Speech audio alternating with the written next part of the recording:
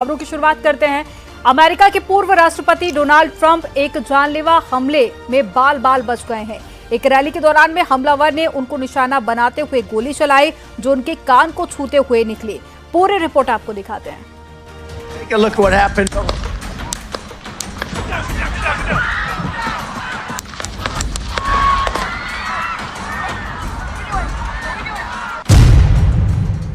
चौदह जुलाई 2024 Pennsylvania, America.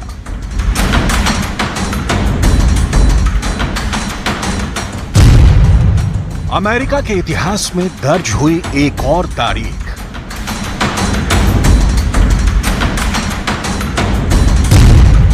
America के पूर्व राष्ट्रपति डोनाल्ड ट्रंप पर हमला। अमेरिका के खूनी इतिहास में एक और तारीख दर्ज हो गई। अभी ज्यादा दिन नहीं हुए जब अमेरिका अपनी आजादी की वर्षगांठ मना रहा था। Take a look what happened.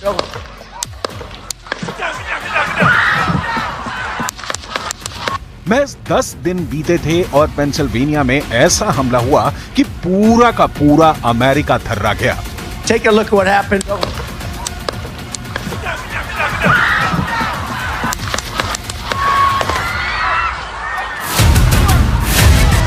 सारी की सारी सुरक्षा धरी की धरी रह गई।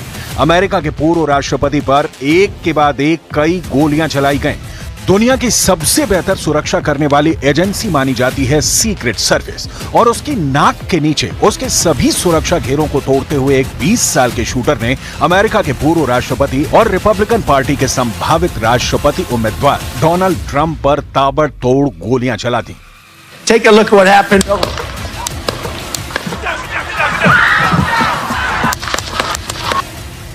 सीक्रेट सर्विस के स्नाइपर अपनी गन लेकर सुरक्षा करते रह गए और अमेरिका के इतिहास में एक और खूनी तारीख दर्ज हो गई। डोनाल्ड ट्रंप 2007 से 2012 तक अमेरिका के राष्ट्रपति रहे हैं और वो इस बार भी राष्ट्रपति पद के लिए चुनावी रैलियां कर रहे हैं। अपने चुनावी अभियान में वो पेंसिल्वेनिया राज्य के बटलर नाम की जगह पहुंचे थे, जहां वो एक रैली को संबोधित कर रहे थे। सब कुछ सामान्य था, लेकिन तभी गोलियां चली और वहां अफरा तफरी मच गई। ट्रंप को गोली लगी, वो वहीं गिर गए। सीक्रेट सर्विस के एजेंट ने उनके आसपास सुरक्षा घेरा बना लिया, लेकिन गोलियां चलती रहीं। Take a look what happened.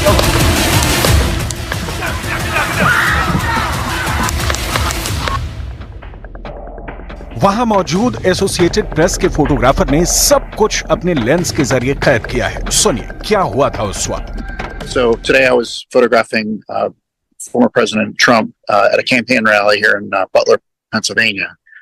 I was right in front of the stage, directly in front of the stage. It was a normal rally. I've done it hundreds of times, and over my left shoulder, I heard several pops, and I knew immediately it was gunfire. So I looked at the stage, and I saw the Secret Service agents rushing to President Trump. From that moment, I ran to the stage, and I started photographing the agents on top of them. And then off to my right, I saw the Secret Service counter-assault team arrive. And then I ran to the other side of the stage, and they picked President Trump up. And then as he's walking down the ramp, he started fist bumping to the crowd and waving. And I did notice he had blood coming down his face, as you can see in the photos. The agents took him down the ramp, and they put him into an SUV. And again, as he was getting into the SUV, he also started pumping his fists again.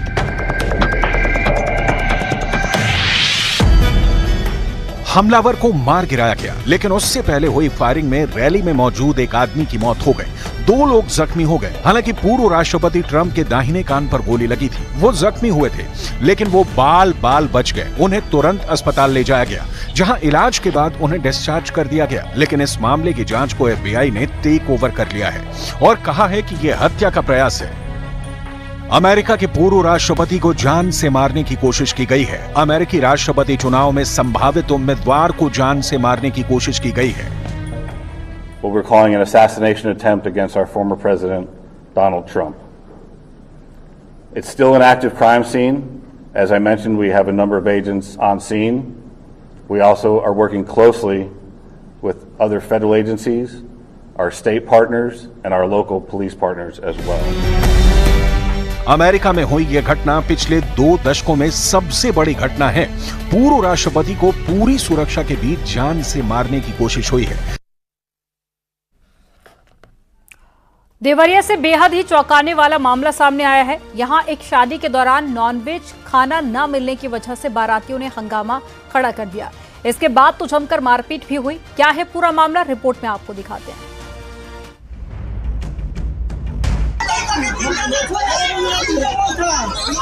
हंगामा हो रहा है,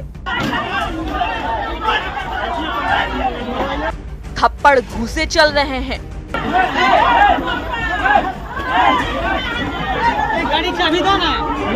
कोई कुर्सी फेंक रहा है, कोई बुरी तरह से भड़का रहा है। रात के वक्त कई लोग आपस में भिड़ रहे हैं।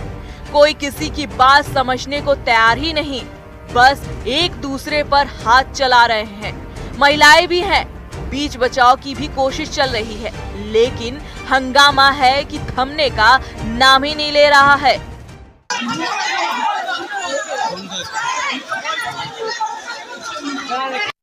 दरअसल जंग का अखाड़ा बने इस जगह पर शादी समारोह चल रहा था। देवरिया के आनंद नगर गांव में बिहार के भोरे क्षेत्र से बारात आई थी। बैंड बाजे के साथ बड़े शान से बारात दुल्हन के गांव पहुंची। खाने पीने के पर्याप्त इंतजाम किए गए थे, लेकिन जब बाराती खाना खा रहे थे तो एक ऐसा विवाद खड़ा हुआ जिसके बाद तो बारात ही बेरंग लौट गई। बिना दुल्हन के ही दूल्हा वहां से चला गया। बाराती जब भोजन का आनंद ले रहे थे तो तभी नॉनवेज न बनने से नाराज हो गए। दुल्हन पक्ष के लोग से मछली न बनने को लेकर शिकायत की गई। बारातियों की मान मनोवल की भी कोशिश हुई, लेकिन बारातियों का पारा 7वें आसमान पर था। वो मानने को तैयार ही नहीं हुए। मछली की डिमांड पर तो विवाद बढ़ता ही चला गया। कहा सुनी के बाद हाथापाई की नौबत आ गई। दोनों पक्ष के लोग में जमकर मारपीट हुई। पूरे गांव में हड़कंप मच गया। बारात लौटने से दुल्हन पक्ष काफी निराश है। उनके मुताबिक शादी में काफी खर्च हो गया है, लेकिन शादी भी नहीं हुई। दुल्हन के साथ पिटाई का भी दावा किया जा रहा है। लड़की वाले जमाला पर तो कहता कि का खाना बनल बा, तो लड़की कहल सादा खाना, क्यों मछली नहीं बनाती, कल के हमारे घर से सादा खाना बनता है। तो लड़की को उठ कर थप्पड़ मार दिया ना, लड़की को थप्पड़ मार दिया। उसके बाद से हमको थप्पड़ मार दिया, हमारी माँ आदमी को थप्पड़ मार दिया, हमारे बाप को थप्पड़ मार कर उसके बाद से बाराती के 10 आदमी आए, सब लोग मिलकर सबके मार के घायल कर दिया। ग्रामीणों ने भी लड़का पक्ष पर गंभीर आरोप लगाए हैं। इसी के साथ लड़की पक्ष वालों ने बघोज घाट थाने में शिकायत करके लड़का पक्ष के खिलाफ कार्रवाई की मांग भी की है। उसके बाद से चूँकि रात को उसमें 1:30 बजे थे, गांव वाले कोई था नहीं, और 30-35 की संख्या में जो बाराती थे, कन्या पक्ष के महिलाओं को और उनके जो रिश्तेदार हैं उनको बुरी तरह से मारा पीटा, और उसके बाद से बुलेरो और स्कॉर्पियो गाड़ी से जो है दूल्हा और उनके परिवारीजन और उनके रिश्तेदार जो है फरार हो गए। शादी नहीं हो पाई। फिलहाल मामला पुलिस के पास पहुंचा है। अब पुलिस जांच पड़ताल में जुटी हुई है। देवरिया से न्यूज़ 18 के लिए उमाशंकर भट्ट की रिपोर्ट।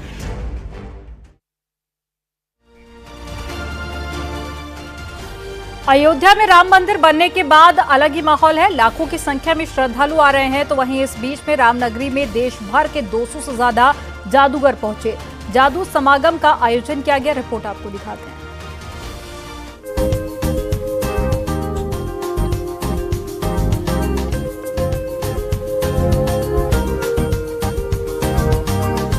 आपने अपनी जिंदगी में जादू वाले कई कार्यक्रम देखे होंगे, जिसमें जादू दिखाने वाला शख्स हाथों की सफाई करके ऐसे हैरत अंगेज कारनामा दिखाता है जिससे आंखों को भी यकीन नहीं होता।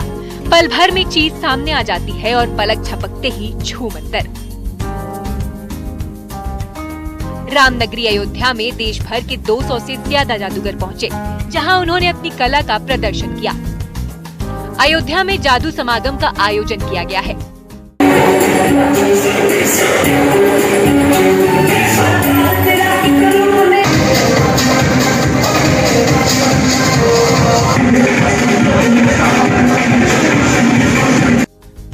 जादू दिखाने वाले कलाकार ने एक बच्चे को स्टेज पर बुलाया, जादूगर के हाथ में एक नोट था। धीरे धीरे उसके हाथ में कई और नोट भी आ गए। दर्शक दीर्घा में लोग रोमांचित हो उठे।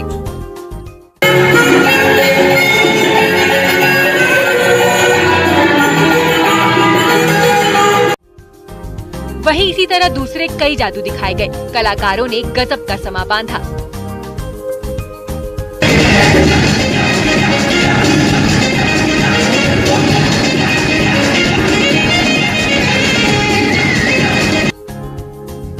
ये समागम 2 दिन के लिए रखा गया है। शनिवार को रामघाट क्षेत्र में कार्यक्रम की शुरुआत की गई, जिससे लोगों में भी काफी जोश दिखा।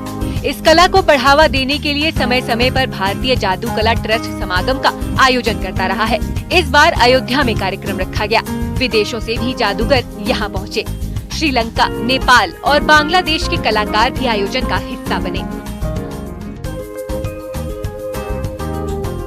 कलाकारों ने अयोध्या का भ्रमण भी किया। भगवान राम लला के दर्शन मार्ग पर जय श्री राम लिखे हुए ध्वज को अपने हुनर के जरिए दिखाया।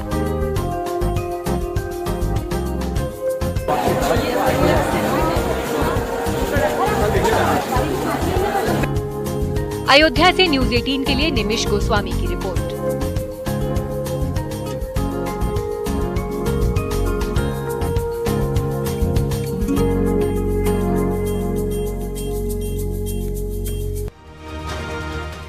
ओडिशा के ऐतिहासिक जगन्नाथपुरी में 46 साल बाद रत्न भंडार खोला गया। इस दौरान भारी सुरक्षा व्यवस्था दिखी। रिपोर्ट आपको दिखाते हैं।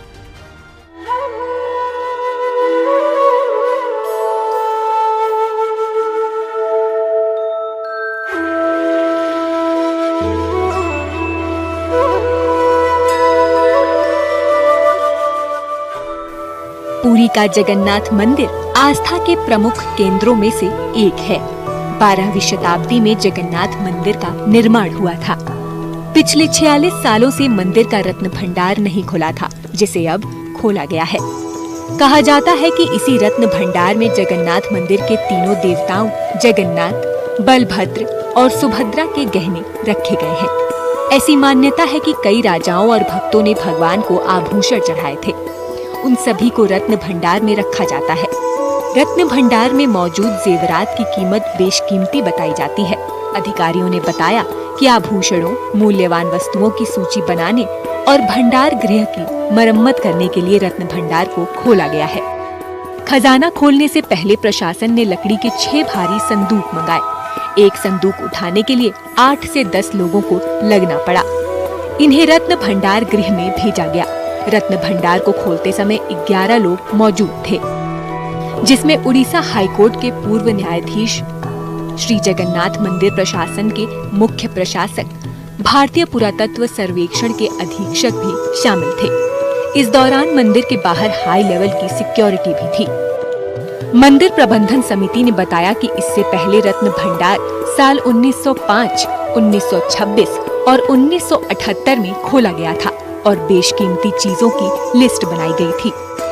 साल 1978 के बाद से मंदिर के पास कितनी संपत्ति आई है, इसका मूल्यांकन नहीं किया गया है। हाल ही में हुए विधानसभा और लोकसभा चुनाव में रत्न भंडार का भी मुद्दा उठा था। बीजेपी ने वादा किया था कि ओडिशा में सरकार बनती है तो खजाना खोला जाएगा। Bureau report, news 18।